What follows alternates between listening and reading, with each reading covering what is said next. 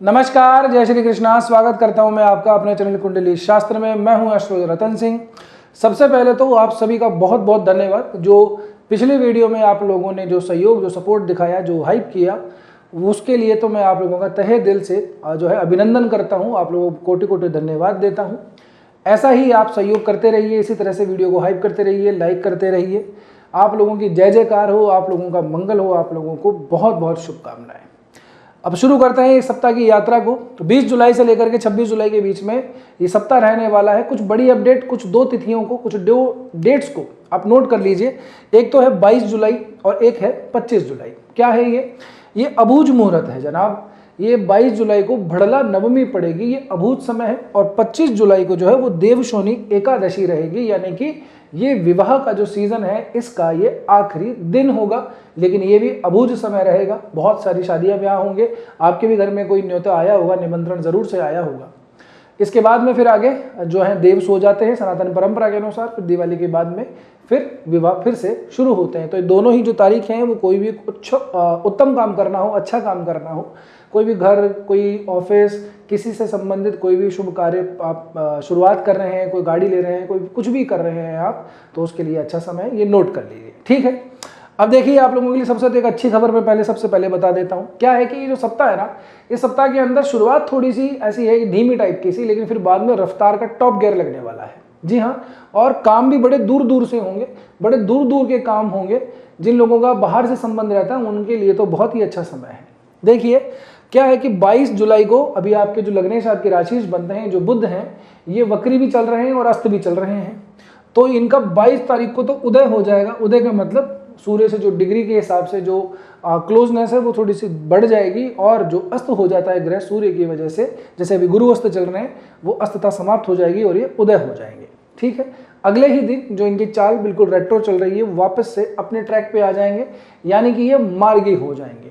तो अपने करियर की पॉइंट ऑफ व्यू से ना मैं आप लोगों को सबसे पहले बताऊं कि जो डिले चल रहा है किसी भी चीज़ के अंदर, अपनी वर्किंग प्लेस के ऊपर भी आप लोगों की वो जो समस्याएं हैं वो थोड़ी सी दूर होने वाली हैं। जो लोग स्विच कर रहे हैं, करना चाह रहे हैं, नई कंपनी में ज्वाइन करना चाह रहे हैं, ग्रोथ लेना चाह रहे हैं, अपना प्रमोशन पाना चाह रहे हैं, इंक्रीमेंट लेना चाह रहे हैं, तो उन लोगों के लिए तो ये जो आने वाला सप्ताह है, ये बुध की दृष्टि से, आपकी लग्नेश की दृष्टि से, आपके राशिश की दृष्टि से बहुत ही ज़्यादा शुभदायी रहने वाला है। खास करके वो लोग जो टीचिंग के लाइन के अंदर हैं, कंसल्टेशन लाइन के अंदर हैं, या मीडिया पर्सन हैं, अकाउंटेंट का काम करते हैं, फाइनेंस सेक्टर में काम करते हैं, उन लोगों के लिए तो आने वाला समय बढ़िया ही रहने वाला है। इसके अलावा भी जो दूसरे जो लोग बाग हैं, जो दूसरे पेशे के अंदर काम करते हैं, उन लोगों के लिए भी करियर के पॉइंट ऑफ व्यू से बहुत अच्छा समय है, बहुत बढ़िया समय है। इसका एक कारण ये भी है कि नवमांश की दृष्टि से देखा जाए तो बुध जो है अगले पूरा सप्ताह के दौरान लगभग ये मेष राशि में रहेंगे। अब यहाँ से मेष राशि तो हमको दिखती है कि साहब ये पड़ती है 8वें भाव के अंदर। तो 8वें का 12वें से नवम पंचम का संबंध बनता है। इस भाव का स्वामी आपके भाग्य भाव में गया हुआ है।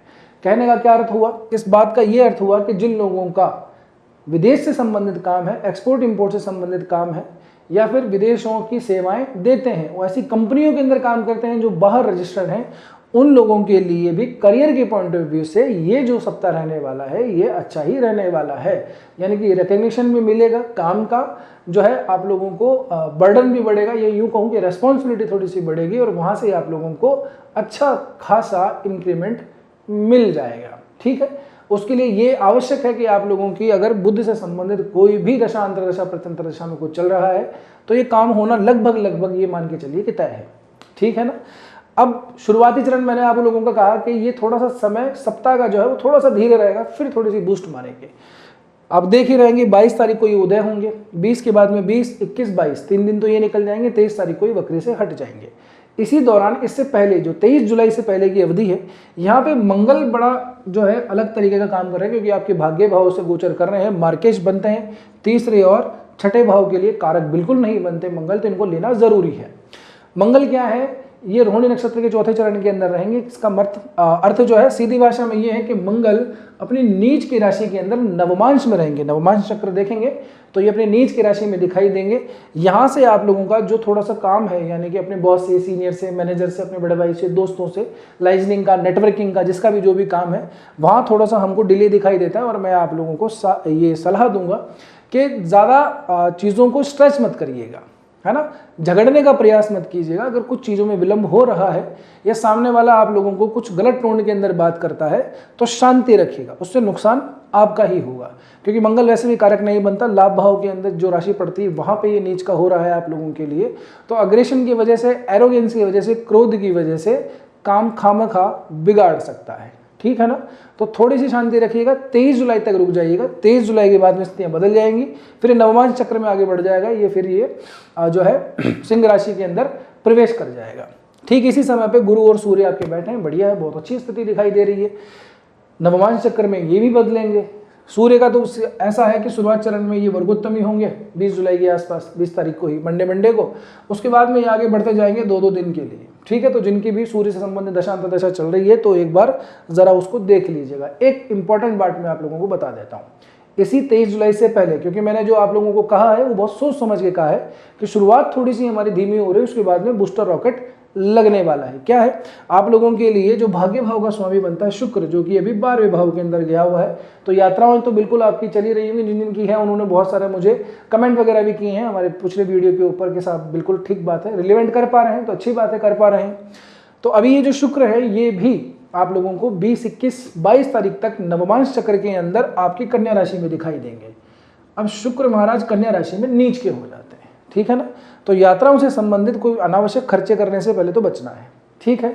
ऐसे समय के अंदर यात्रा हो, चाहे कुछ भी व्यय कर रहे हो, किसी के कहने के ऊपर कोई अपना निवेश कर रहे हो, तो बहकावे में आने से बचिएगा। ऐसे समय पे आदमी जो है थोड़ा सा मिथ्या भ्रम आदमी को हो जाता है ना। सामने वाले पे भरोसा थोड़ा सा एडवांस में कर लेता है और बहुत ज़्यादा एक्साइटमेंट उसके अंदर आ जाता है।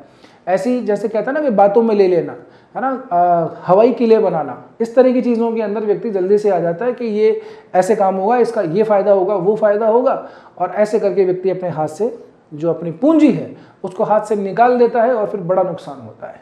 तो आप लोगों को इसका थोड़ा ध्यान रखना 22-23 तारीख तक, क्योंकि कई तरह की चीज़ें मैंने बताया, मंगल भी नीच के चलेंगे आप लोगों के लिए। भाग्येश जो है वो भी नवमांश में नीच के होंगे, भाग्य भाव में मंगल ऑलरेडी बैठा है, तो इनको देखना बहुत ज़रूरी रहता है। अक्सर ये लोग गलतियां करते हैं, सीधा सीधा दिख गया कि हाँ ठीक है कुछ परिवर्तन नहीं हो रहा, चंद्रमा यहाँ से जाएंगे, ऐसा ऐसा होगा, लेकिन ऐसा नहीं होता। जैसा दिखता है ज्योतिष में वैसा नहीं होता। ज्योतिष इतनी भी आसान नहीं जिस तरह लोगों ने बना रखा है। बहरहाल अब कुछ अच्छी बातें कर लेते हैं। 23 तारीख जैसे ही जाएगी वैसे स्थितियां थोड़ी सी बदल जाएंगी। हालांकि गुरु का भी परिवर्तन है। सूर्य जो आप लोगों के लिए है वो भी पुष्य नक्षत्र में प्रवेश करेंगे 20-21 तारीख के आसपास। पुष्य नक्षत्र बड़ा ही शुभदायी है आप लोगों के लिए। जो कारक ग्रह बनते हैं, जो पंचम भाव के स्वामी बनते हैं शनि, उनका ही ये पुष्य नक्षत्र है। बहुत शुभ नक्षत्र माना जाता है। इवन सबसे शुभ नक्षत्र ही पुष्य नक्षत्र को कहा जाता है। माता लक्ष्मी का भी जन्म इस पुष्य नक्षत्र में हुआ है। बहरहाल तो गुरु तो चल ही रहे हैं, गुरु तीसरे चरण में आएंगे पुष्य नक्षत्र के अंदर, तो ये तुला राशि के अंदर दिखाई देंगे आपको नवमांश के अंदर। तो लाभ भाव का स्वामी धन भाव के अंदर नवमांश में जा रहा है। दैट मीन्स कि आप लोगों के लिए ये जो प्रवास है गुरु का, ये धन समृद्धि से संबंधित चीजें लेके आ रहा है।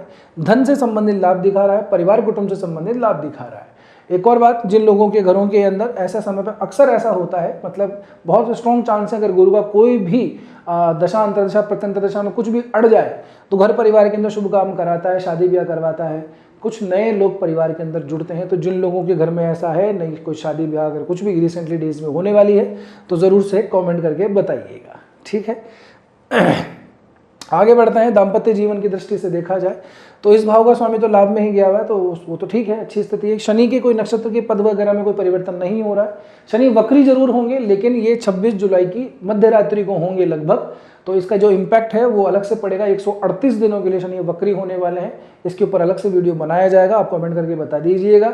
अपने बारे में थोड़ा बता दीजिएगा लगन राशि, ताकि हम उसको भी अपने वीडियो के अंदर ऐड कर लें। तो शनि का जब इम्पैक्ट बताया जाए तो आप लोगों का भी ध्यान जरूर से रखा जाएगा। बहरहाल तो शनि और राहु केतु, इनके नक्षत्रों के पदों में कोई परिवर्तन नहीं है, तो जस की तस स्थिति है जैसे आपको दिखाई दे रही है। शुक्र का वहां पे गोचर कर जाना शुरू के 21-22 तारीख तक दिक्कत है, उसके बाद में शुक्र अपनी ही राशि से होते हुए आगे बढ़ेंगे। तो आप लोगों के लिए मैंने जो अलग कहा है कि धन से संबंधित चीज़ें हमको लाभ दिखाई दे रहा है। भाग्य भाव का स्वामी नवमांश के अंदर 22 जुलाई 23 जुलाई के बाद में धन के गोचर कर जाएगा नवमांश में, तो ये आप लोगों के लिए अच्छी स्थिति है। फिर लाभ भाव के अंदर जो उच्च का ग्रह बैठा है वो भी जाएगा। तो कुल मिला के बात यह है कि ऐसी स्थिति के अंदर व्यक्ति की जो भौतिक सुखों से संबंधित जो इच्छाएं होती हैं, जो उसकी अभिलाषाएं होती हैं, वो ज़रूर से पूरी होती हैं। तो आपके ग्रह, आपके नक्षत्र, आपकी पत्रिका में क्या कह रहे हैं, आपकी कौन सा लग्न बनता है, किस ग्रह से संबंधित दशा, अंतर्दशा, प्रत्यंतर दशा चल रही है, बाकी और सूक्ष्म गणनाएं, उनको देखने के बाद ही सटीक निर्णय किया जा सकता है। हाल फिलहाल के लिए तो आप लोगों के लिए बुध का ये जो सही परिवर्तन है ये बहुत ही ज़्यादा शुभदायी रहने वाला है। अब चंद्रमा से संबंधित एक बार बात कर लेते हैं फटाफट से। चंद्रमा शुरुआत करेंगे आप ही की लग्न आपकी राशि से, कन्या राशि से होकर के चंद्रमा निकलेंगे सोमवार और मंगलवार के दिन। तो ये स्थिति तो चलो ठीक है, क्योंकि लाभेश जाकर के लग्न से ऊपर से गोचर कर रहा है, तो आप लोगों के लिए व्यक्तित्व में सुधार है। अपने अंदर थोड़ा खुशमिजाजी जरूर से लेके आइएगा, बुझे बुझे उदास उदास मत रहिएगा। चंद्रमा की ये जो ऊर्जा है, चंद्रमा का ये जो चंचलपन है, चंद्रमा का ये जो सुख है, इसको एक्सेप्ट कीजिए, ठीक है ना। जैसी स्थितियां वैसी हैं, होई वही जो राम रचि रखा, तो इतनी ज़्यादा चिंता करने की ज़्यादा जरूरत है नहीं। कुछ जो उपाय हम कर सकते हैं वो आप कर ही रहे होंगे, नहीं होंगे तो देखे जाएंगे, है ना, जैसे भी आप लोगों को सुविधा हो। बहरहाल तो चंद्रमा की शुरुआत के 2 दिनों के अंदर चंद्रमा का गोचर तो आप लोगों के लिए ठीक है।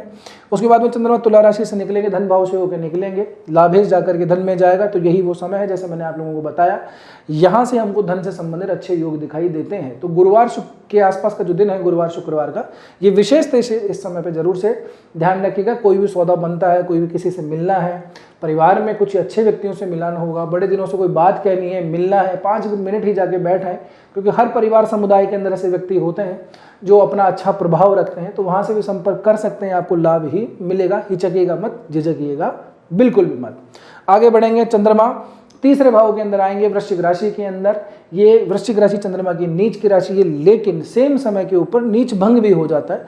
मंगल की दृष्टि पड़ती है, गुरु की दृष्टि पड़ती है। इस जो चंद्रमा है वो स्वयं कर्क राशि का है, वहाँ पे गुरु उच्च का बैठा है। तमाम चीज़ों की ये बात है कि चंद्रमा का नीचत्व भंग हो जाएगा। तो कोई कुछ कह रहा हो कि चंद्रमा नीच के होंगे, ये होंगे, तो ज़्यादा मानने की बात नहीं है। हाँ, ऐसे समय के अंदर व्यक्ति को प्रयास कई तरीके से करता है, प्रयास छोटे छोटे प्रयास उसके ज़्यादा होते हैं। वो पूरी लंबे समय की योजनाएं जो है इस समय पे सफल नहीं हो पाती। छोटे छोटे अगर आपके टारगेट्स हैं, कुछ छोटे छोटे काम हैं, कुछ जैसे कई लोग जो है वो नोट्स बनाते हैं, टू डू लिस्ट बनाते हैं कि आज का काम क्या करना है क्या नहीं करना, तो अपनी जो टू डू लिस्ट है उसको थोड़ा छोटा रखिएगा, क्योंकि बहुत सारे काम आपको इस दिन करने पड़ेंगे, करने पड़ सकते हैं। गएंगे किसी के काम से करके आ जाएंगे, कुछ जो मुख्य काम है वो रह जाएगा। तो बड़े ही अपने विचारित तरीके से आगे को काम को करिएगा, नहीं तो खामखा आपके खुद के ही स्वयं के कामों के अंदर डिले हो जाएगा, ठीक है ना। खास करके वो काम तो पूरी करने हैं जो आपके बड़े भाई ने बताए हो या आपके बॉस ने बताए हो, आपके सीनियर ने बताए हो, उनको तो परफेक्टली टाइम पे करना ही है। क्योंकि ऐसे ही कामों के अंदर अड़चन आती है, कई 50 काम निकल आते हैं, कई घर के, कई बाहर के, कई ये मित्रों के, कभी किसी के, कभी किसी के। तो थोड़ा सा मैनेज करके चलिएगा। संडे का दिन होगा, आखिरी चंद्रमा आएंगे धनु राशि पे। चंद्रमा चौथे भाव में आएंगे। मूल जो कारकत्व है चंद्रमा का चौथे भाव के पास में है तो है ही। गुरु से राशि परिवर्तन कर रहे हैं, राशि परिवर्तन योग बनता है सुख का और लाभ भाव का। तो लाभ से सुख है, सुख से लाभ मिलेगा, अच्छा समय रहेगा। संडे का दिन है, कुछ ना कुछ बड़ा काम जरूर से होना चाहिए। गणनाएं तो यही कहती हैं, बाकी आपकी पत्रिका क्या कहती है ये आप बताइएगा, ठीक है ना। तो ये कुल मिला के ये जो सप्ताह है ये लंबी दूरी, जैसे मैंने कहा कि क्योंकि यहाँ पे बुध आपके जो लग्नेश, सबसे इंपॉर्टेंट लग्नेश और राशि होता है, तो बुध जब यहाँ पे जाएंगे आपके 8वें भाव के अंदर, 8वें से संबंध बनाएंगे 12वें से नवम पंचम का। तो जिनका भी एक्सपोर्ट इंपोर्ट का काम है, फॉरेन में रहते हैं, फॉरेन सेटलमेंट का काम है, वीज़ा वगैरह क्लियर नहीं हो रहा है, तो ज़रूर से प्रयास कीजिए, आपका काम बनना चाहिए, ठीक है ना। अब यहाँ तक पहुँचे हो तो उम्मीद कर रहा हूँ ठीक ही लगा होगा वीडियो ठीक लगा तो लाइक भी कर दिया होगा। बस मेरी रिक्वेस्ट हमेशा की तरह यही है, वही प्रार्थना है आप लोगों से, वही अनुरोध है कि जितना हो सके इस वीडियो को आप हाइप कर दीजिए, और नए हो तो सब्सक्राइब ज़रूर से चैनल को कीजिए, ठीक है। बस आज के वीडियो में इतना ही, मिलते हैं अगले वीडियो में। तब तक के लिए स्वस्थ रहिए, मस्त रहिए, अपना और अपनों का ध्यान रखिए। जय श्री कृष्णा, जय श्री राम, हर हर महादेव, जय गौरी शंकर।